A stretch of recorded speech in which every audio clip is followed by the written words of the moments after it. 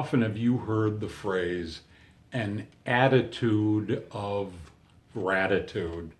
I think I've used that for a sermon title at Thanksgiving more than once. It's one of those things that sort of easily rolls off the end of your tongue. But really, what does that mean?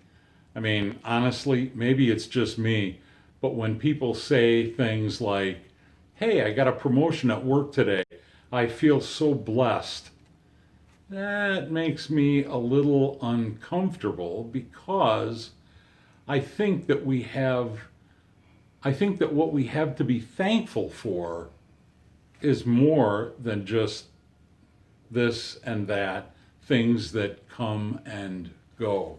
Psalm 95, verse 2 suggests that you and I come into the presence of the Lord with thanksgiving. That's part of a song of praise that reflects a mood of joyful surrender to the Lord. Honestly, God is the only one who did bring salvation to you and to me, the only one who could. And so, being thankful that we have a lot of turkey on our plate at Thanksgiving. I mean, we can be thankful for that, I guess. But really, what we're being told, honestly, by Paul is more than that. It's all about, it's not just an attitude, really. It's all about a life of thanksgiving. And seriously, when I think about that, I think about my own father. So very quiet in his faith. My dad died 25 years ago this past summer at the end of June. And I'm so thankful for the life that he set as a life of thanksgiving, the example that he showed my family. My dad was never one to say that he wanted something bigger or better or newer, or if he had one of something, that he wanted 2 or 3 more of them. No.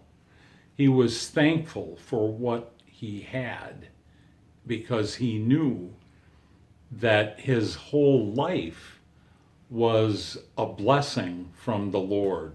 And maybe that's because of the way he spent his earliest and youngest years. When my dad was little, his own father was an abusive alcoholic. My dad's idea of a good time was, to kick my dad around. And he died when my father was still in grade school. In fact, before my dad graduated from high school, he lost his mother too. She was a sickly person, and she too was abused by her husband, my dad's father. So my dad ended up signing up to go into the military during World War II. He served honorably and he served proudly in the Army Air Corps, faithfully sending his allotment checks back every single month to a distant relative who, when my father returned after the war was over, informed my dad that there was no money left, that he spent all of it basically on himself. My dad was a person who never really had much and had even less, you could say, when the war was over because he didn't have a family.